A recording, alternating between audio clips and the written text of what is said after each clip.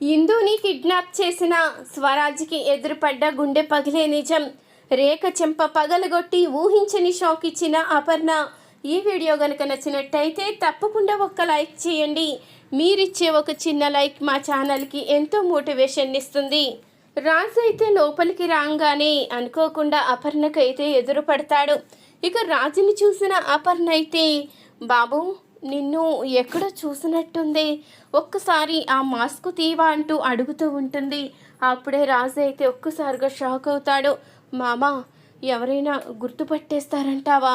ఈవిడికి మనం ఎలా తెలుసు? మనం ఎప్పుడు ఈవిడ్ని చూడలేదు కదా, మరెక్కడో చూసినట్టుంది అని నిన్ను అడుగుతుందేంట్రా అంటూ లక్కీ అయితే అంటూ ఉండగా, నువ్వొక్క నిమిషం ఆగరా, నేను అసలే కంగారు పడి చస్తూ ఉంటే వెనకాల చెవిలో గొరుకుతూ ఉంటావంటూ ఇక అడుగుతూ ఉంటాడు రాజు అయితే.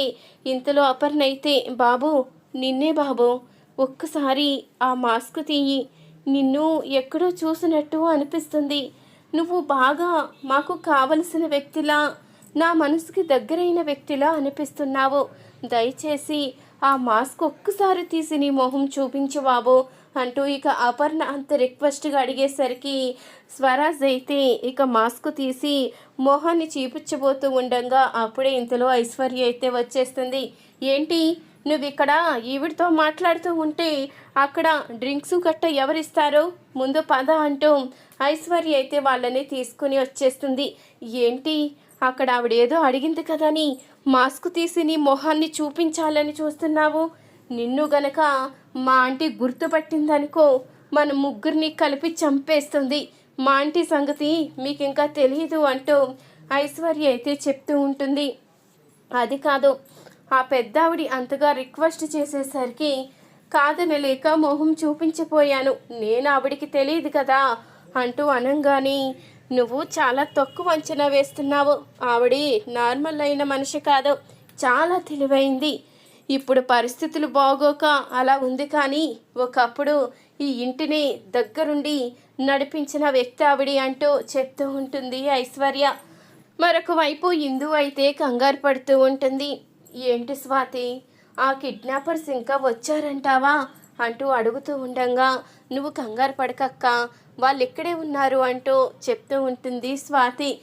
ఇంతలో భ్రమరాంబ అయితే అమ్మ అబ్బా అంటూ కిందకైతే వస్తుంది.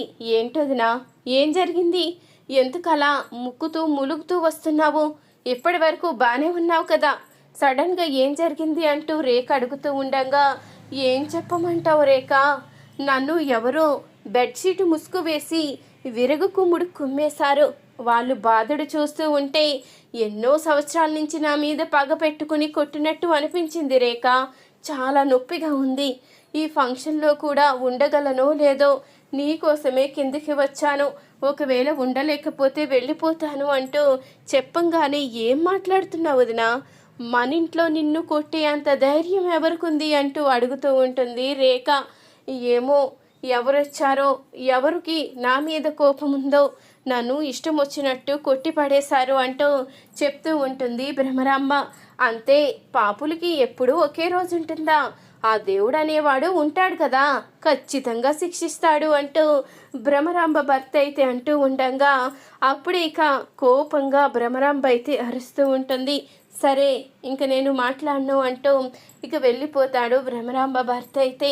అప్పుడు ఇంతలో ఇక రేఖ అయితే ఆలోచిస్తూ ఉంటుంది. ఇదేంటి, అసలు వదిన్ని కొట్టే అవసరం ఇక్కడ ఎవరికుంది, ఇక్కడ నాకు తెలియని వ్యక్తులు ఎవరైనా ఉన్నారా అంటూ ఆలోచిస్తూ ఉంటుంది రేఖ. ఇంతలో ఇక కేక్ కటింగ్కి అయితే టైం అవుతుంది. అప్పుడు ఇక ఇందునైతే కేక్ కట్ చేయడానికి పైకి అయితే రమ్మని చెప్తుంది రేఖ.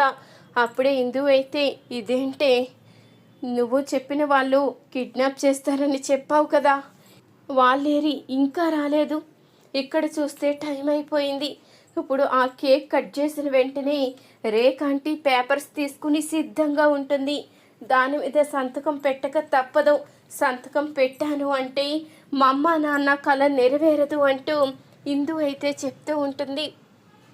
ఏమో అక్క, నేను అదే ఆలోచిస్తున్నాను, వాళ్ళు ఏమైపోయారో అని చూస్తున్నాను అంటూ స్వాతి అయితే చెప్తూ ఉంటుంది. ఇంతలో ఇక ఇందు పైకి వెళ్ళబోతూ ఉండగా అప్పుడే రాజు అయితే స్మోక్ బాంబ్ అయితే వేస్తాడు. ఇక ఆ పొగకి అందరూ కూడా అసలు ఏం జరుగుతుందో అర్థం కాని అయోమయ పరిస్థితిలో ఉండంగానే ఇందునైతే రాజు తీసుకుని వెళ్ళిపోతాడు. ఇక ఇందుని తీసుకుని వెళ్ళిపోవడంతో పొగంతా పోయిన తర్వాత అక్కడ ఇందు అయితే కనిపించదు. అప్పుడే అందరూ చాలా కంగారు పడిపోతూ ఉంటారు.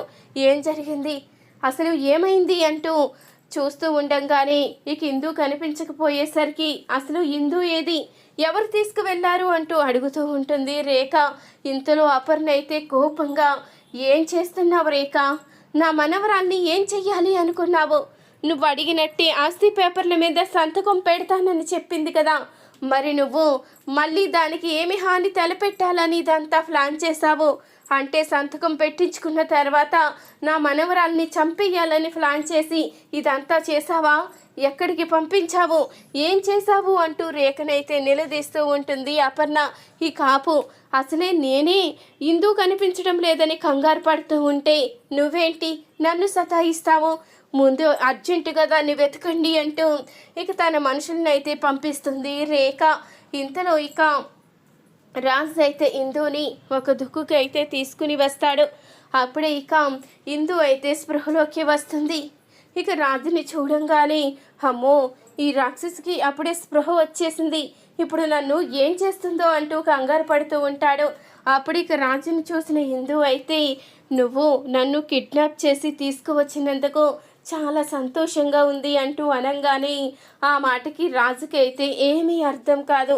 ఇదేంటి, ఈ మత్తుకి దీనికి ఏమైనా మతిపోయిందా ఏంటి, కిడ్నాప్ చేస్తే చాలా సంతోషంగా ఉందని చెప్తుంది, ఎవరైనా అయితే ఊరుకోరు, ఇదేమో ఉత్తప్పుడు రివర్స్ అవుతుంది, ఇప్పుడేంటి ఇలా మాట్లాడుతుంది, అనుమానం లేదు దీనికి ఏదో మతి భ్రమించుంటుంది అంటూ రాజు అయితే అనుకుంటూ ఉండగా, నాకు ఏ మతి భ్రమించలేదు, నేను నార్మల్గానే ఉన్నాను, ఎవరో కిడ్నాప్ చేస్తారని మా స్వాతి చెప్పింది, కానీ నువ్వు కిడ్నాప్ చేసి నన్ను ఈ ఆపద నుంచి గట్టెక్కించినందుకు చాలా సంతోషంగా ఉంది బావా అంటూ అనంగానే, బావా, నేను నీకు బావేంటే అంటూ అడుగుతూ ఉంటాడు రాజు అయితే.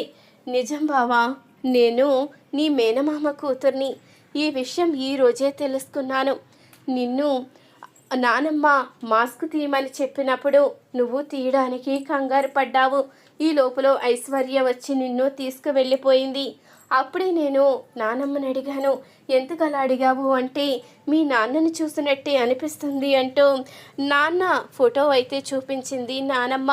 ఆ ఫోటో చూసిన తర్వాత అర్థమైంది నువ్వు నా మేనత్త కొడుకువని.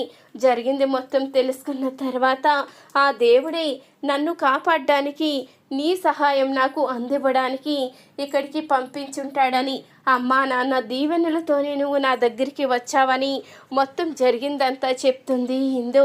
అప్పుడే ఇక రాజు అయితే తెలుసుకుంటాడు ఇందు తన మేనమామ కూతురని, తనని పెళ్లి చేసుకోవాలని చిన్నప్పటి నుంచి అనుకున్నానని మొత్తం రేఖగతం అంతా తెలుసుకుంటాడు రాజు అయితే. ఇంతలో మరొక వైపు ఇందు కనిపించకపోయేసరికి అపర్ణనైతే నిలదీస్తుంది రేఖ. నిజం చెప్పు, నువ్వే కదా ప్లాన్ చేసి నీ మనవరాలు ఆస్తి పేపర్ల మీద సంతకం పెట్టకుండా పంపించేశావు అంటూ అనంగానే అప్పుడే రేఖ చెంప అయితే పగలగొడుతుంది అపర్ణ. నిలదీయవలసింది నేను, నువ్వు నన్ను నిలదీస్తున్నావేంటి? నా మనవరాల చేత సంతకం పెట్టించుకొని ఆస్తి నీ సొంతం చేసుకోవాలని ప్లాన్ చేసింది నువ్వు, ఇప్పుడు కనిపించకుండా చేసింది నువ్వు, నన్ను నిలదీస్తే నేనేం సమాధానం చెప్తాను? చూడు, ఇప్పటి వరకు నా మనవరాల్ని చంపేస్తావేమో అన్న భయంతో చూస్తూ ఊరుకున్నాను. నువ్వు ఏం చేసినా, నా మనవరాల్ని ఎంత అవమానించినా మాట్లాడకుండా సహించాను, కానీ ఇక మీదట సహించేదే లేదు, నిన్ను క్షమించేదే కూడా లేదు. నువ్వు నా మనవరాలు ఎక్కడున్నా తీసుకురావలసిందే, లేకపోతే నీ మీద పోలీస్ కంప్లైంట్ ఇచ్చి ఇన్ని రోజులు నువ్వు చేసిన అరాచకాలన్నీ బయట పెట్టవలసి వస్తుంది.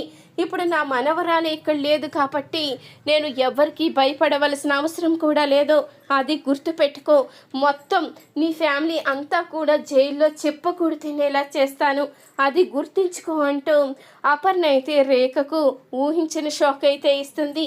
ఇదేంటి, పిల్లిలా ఉండేది పులిలా మారిపోయింది అంటూ ఇక రేఖ అయితే షాక్ అయి చూస్తూ ఉంటుంది. ఈ వీడియో కనుక నచ్చినట్టయితే తప్పకుండా ఒక్క లైక్ చేయండి. మీరిచ్చే ఒక చిన్న లైక్ మా ఛానల్కి ఎంతో సపోర్ట్నిస్తుంది.